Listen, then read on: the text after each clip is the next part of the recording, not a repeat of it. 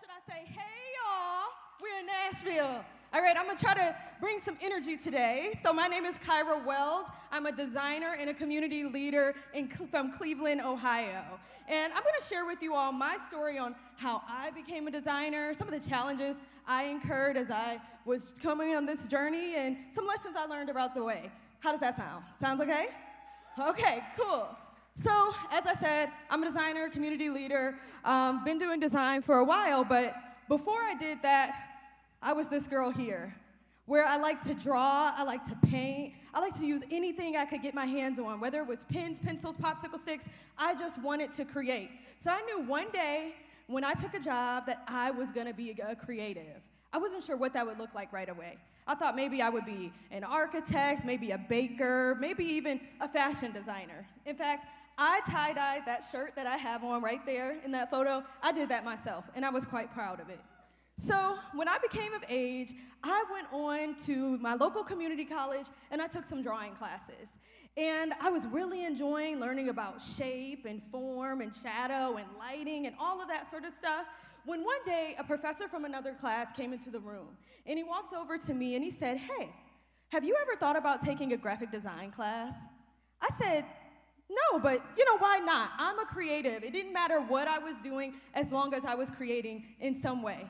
So that very next semester, I went on to take my first graphic design class, and I fell in love.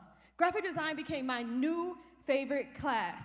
It was a perfect combination between, the creative arts, which I had already been involved in, and technology. I was a kid that grew up on Microsoft Paint. How many of you guys use Microsoft Paint? I know a lot of us have. So I was that kid. So graphic design was perfect for me. So from that day on, I decided I was going to be a graphic designer. That's what I wanted to do. So I went on to pursue my associate degree in graphic design that day forward. And so as I was pursuing my degree, I was nearing the end of my degree program, I had another student walk up to me. He said, "Hey, when do you graduate?" And I was so confident. I said, "I graduate in May. I can't wait." And then he said, "Kyra, there is no way you graduate in May. There are high schoolers that are better than you." And so in that moment, I felt a little like him, where it felt like I could have just passed out.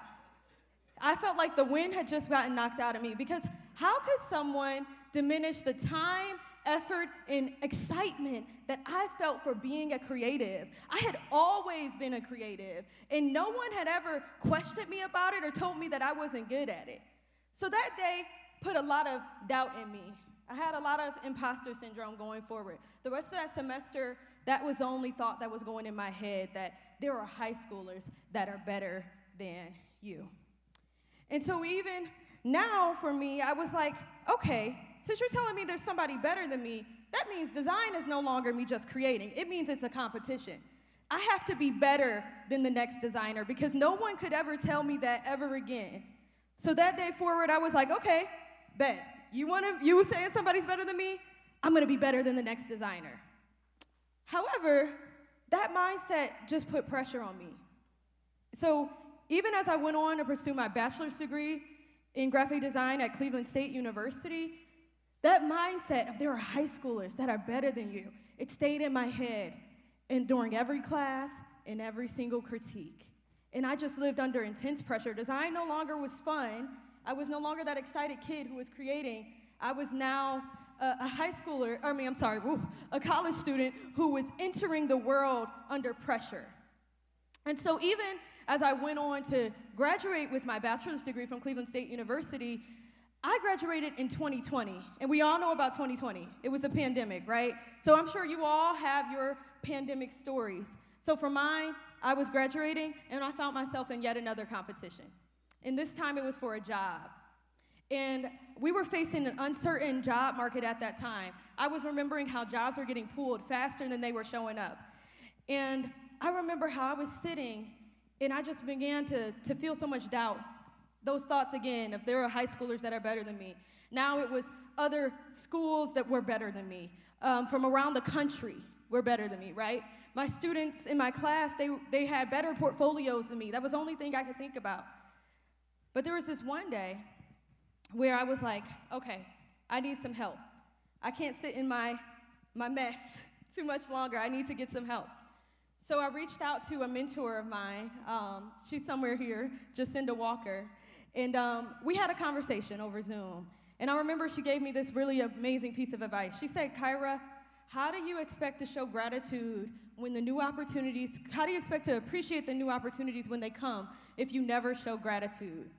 And so that changed my whole perspective. So gratitude, I learned something about gratitude just last night. Gratitude and anxiety cannot coexist with each other. So that is something, that is a neurological fact that our brains will not allow gratitude and fear to coexist. It actually repels each other. So what it taught me was that I needed to show gratitude that I was a creative, because creativity, it doesn't come easy to everybody. That I needed to show gratitude that I was able to have an education. Everybody isn't afforded that. We learned a lot today about the history of Nashville. We learned a lot about the history of our people, and everybody didn't get an education, and that's something that many of us in this room had the opportunity to indulge in. And you know what? I also learned, I'm grateful there are high schoolers that are better than me, because you know what? We need them too. We need designers, okay? We all know, as we look around in this room, we need more designers. And so I learned that comparison was actually stealing my joy, and I didn't want that anymore. As a designer, I needed to see that there are always gonna be people that are better than me, and that if I show gratitude, I can actually focus on my own plate, and I cannot always look at other people's, so that I can learn to compare myself to myself, not to other people. And so now, as a graphic designer at American Greetings, a billion-dollar greeting card company, and a design educator at the very same community college my design journey started, my goal is to encourage my students and all the young people that I interact with to have joy and gratitude as they create, because it is such a privilege to be a creative. Thank you, guys.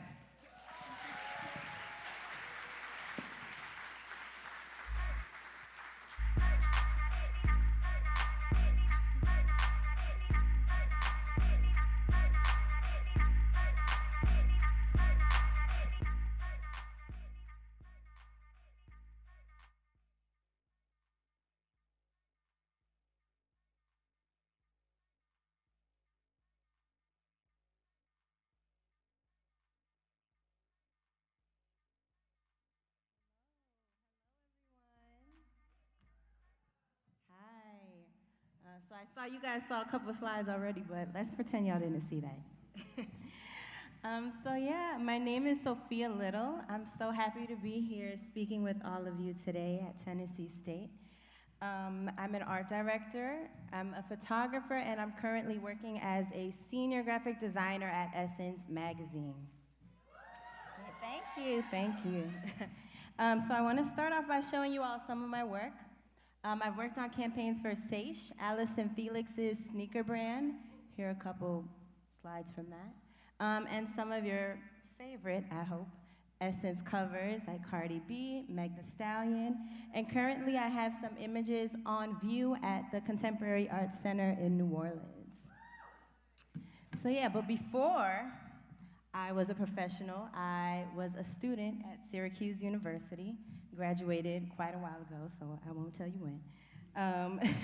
But I was also, like many of you probably are, trying to figure out, what I wanted to do, how I was gonna follow the career path, and like how I was gonna get where I wanted to go. So I have a couple tips for you all and suggestions, and hopefully I can offer something, some insight.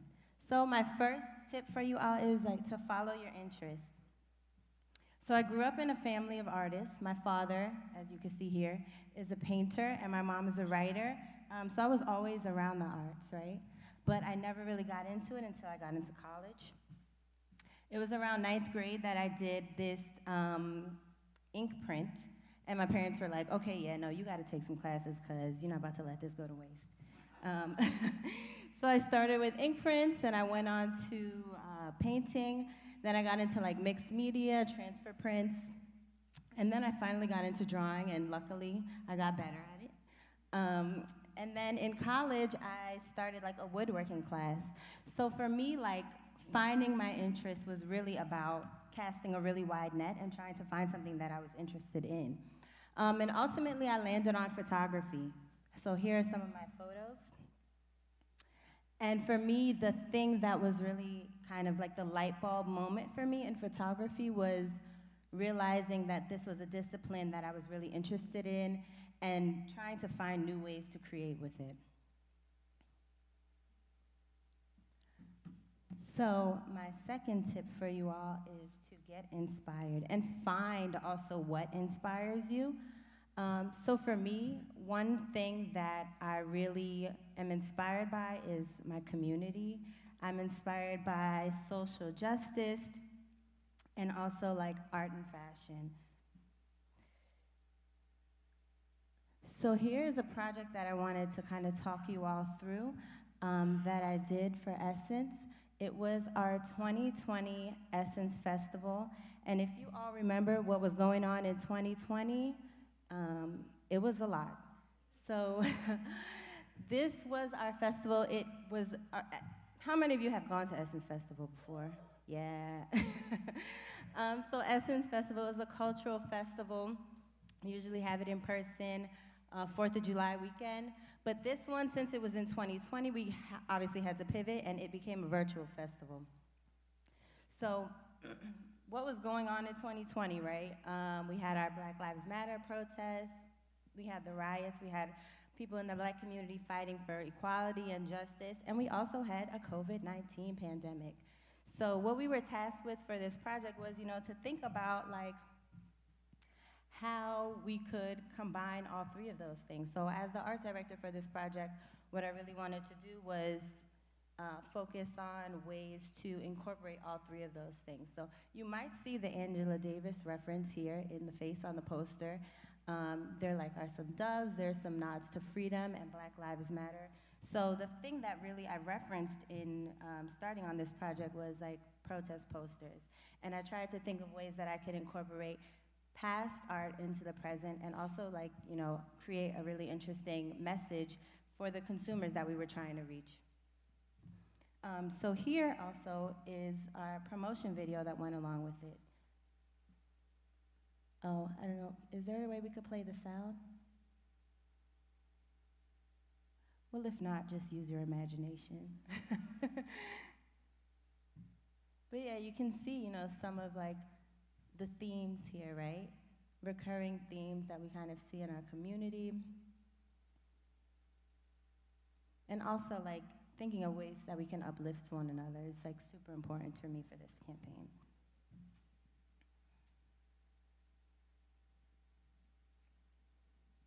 So I won't play the whole thing because I only have 7 minutes, but you all get the idea.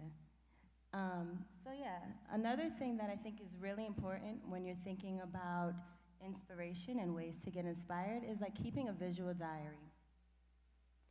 So I personally like to really involve myself and keep myself up to date with the trends that are going on in art, design, photo, beauty, all of the things that I'm interested in, so I can come up with new ideas when I'm working on projects. So I would encourage all of you to do the same, whether or not it's art and design. It might be fashion you're into, beauty, baking, sports, anything. I think it's really important to keep current with what's happening in the moment. So here's just a little snapshot of my Instagram save posts, and I think that that's a really interesting and fun and easy way to kind of keep a visual diary and a mood board. But I also think it's really important for you all to kind of go out and see new things that inspire you, and you can work in unconventional ways. So here are a couple more examples I'm going to show you of my work, and you can kind of see how I've combined art and design, and there may be some things on my mood board that you kind of can see come to fruition there. So here are a couple of layout designs.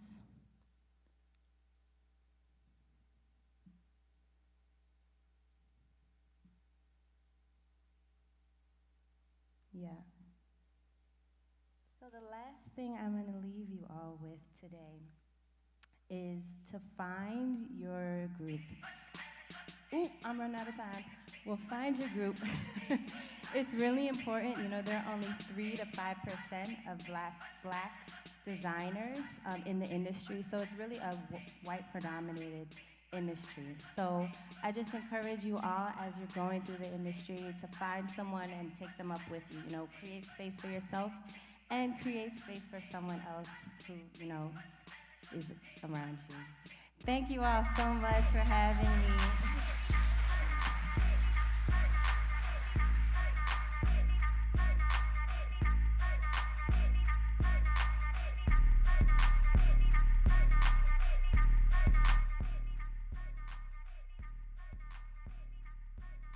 Hi, y'all.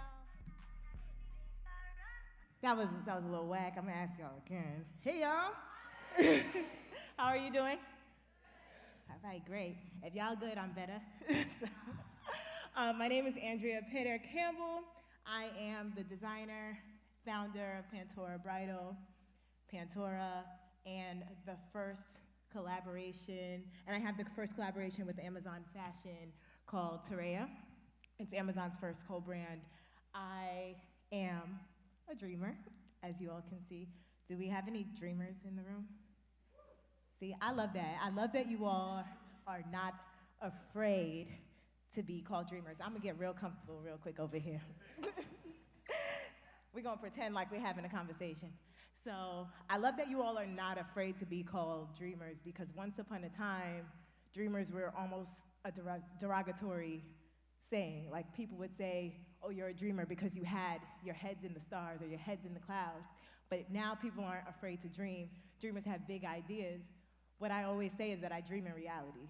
So I'm not just dreaming, but I'm putting my efforts into motion. Now, I forgot my little click. But I'm not afraid to dream. So many of my dreams have come into fruition because I run straight into my fears.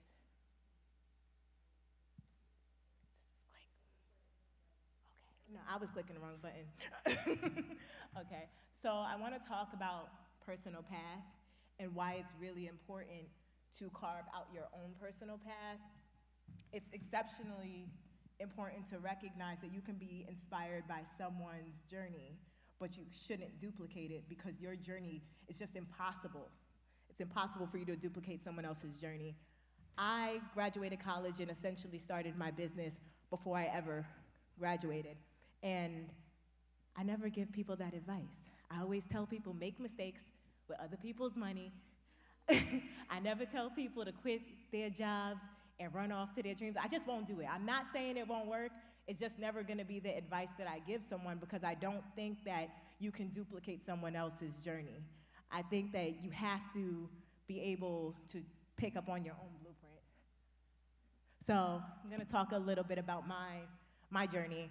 When I was about 23, 24 years old, I quit my corporate job. I probably was only working there for a few months. Bad idea, y'all, don't do it. Don't do it. But I quit my corporate job. I ran off to Paris with very little money, was trying to figure out what I was doing there. And I came back, had no job, sat on my couch and was just dreaming. Now, what am I gonna turn this dream I've had since I was 12 years old into? I'm a graduate from the Fashion Institute of Technology in New York. I knew that I wanted to be a designer. I had been taking clients for almost a decade by the time I was 23. And I said, okay, maybe I'll open a store. Then I checked my bank account and I said, okay, maybe I won't. So what I did that summer, when I realized that I wasn't gonna go back into the corporate world, was I would work on garments Monday through Thursday, and I would get to selling them Friday through Sunday. And it was rinse, repeat, every single week until I stacked up about $4,000. And like I said, you can't duplicate someone else's journey, because we can't open up a store with $4,000 today. We barely could open it 10 years ago when I did. But I opened up this store right here. That's my first store. It was all of 400 square feet. And oh, you know, I forgot a little bit of stuff about me. So I was on a reality show called Making the Cut. And look, I see y'all and like, why you ain't say that? You know why? Because I love that part of the story, right? But I just don't think it made me. A lot of people know me from that part of my journey, but I had 8 years of having a showroom, having built a brand well before I ever got on the show, so it just doesn't define me, right? I love the fact that I get to talk about it, and y'all, I got some bragging rights behind it. but it's just not who I am. But I won a show called Making the Cut on Amazon Prime, $1 Million Prize, collaboration with Amazon's fashion team, and I won a store in LA. So lots of things, my world expanded, so much things happened in a short period of time, but so much things that I was absolutely prepared for because I had those 8 years behind me. So you'll see that's me winning. That's me winning. And then I have a picture up there of me receiving a citation from the borough of Brooklyn, my borough, the best borough, at my 10-year anniversary party. And we got to celebrate 10 years of Pantora in this past October. So very exciting. So you'll see, like, this journey has been humbling. A 400 square foot store. I don't know if y'all know what 400 square feet look like and how to fit a couple wedding dresses in there, but it's not very big. Your blueprint, your results, you cannot put people on a pedestal. I'm really big on giving people their flowers, admiring their journey. But what I do not ever want to do is compare my results without comparing my efforts. I don't want to say, oh, this person got to achieve this, but I have not even put in half of the work that they put in to achieve their goals.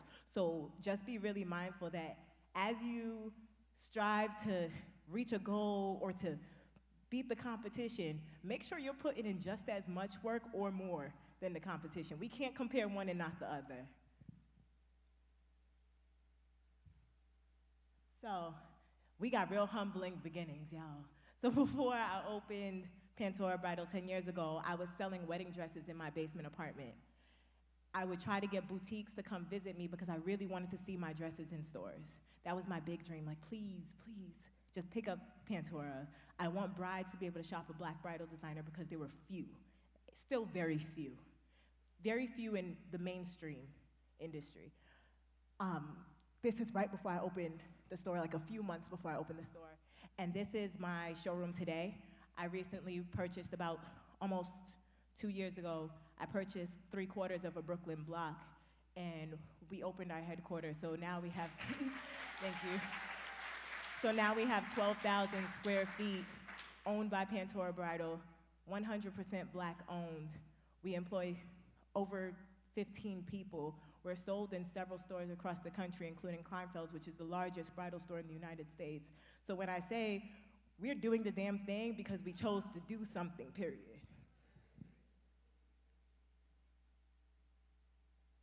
Unveiling the why to your ambitions. Before you start your entrepreneurial journey, before you start, oh, dang, y'all, let me click. Before you start your entrepreneurial journey, it's really important that you address your why. Figure out why you're doing the thing that you're doing, because you can't move unless you know who you're moving for. I move for my team, I respect them, I encourage them, and there's nothing like having an employer that trusts you to do your work. I move for my customers because they built this brand. I might have done the work, but they showed up for me. And I move for my community. My community has poured into us like nobody else. Let me talk and walk. This is my why, y'all. Okay, I'm gonna click through that. So this is my journey. I started vending. I opened our first store. I was on the cover of the largest bridal magazine in the world. This is me fulfilling a wholesale order for Amazon for a business that I didn't even know how to run. Y'all gotta be scared. Run in the direction of fear. If your dreams don't scare you, they're not big enough. So if you see fear, you run that way. You run towards it, not away from it. And that's pretty much it, y'all.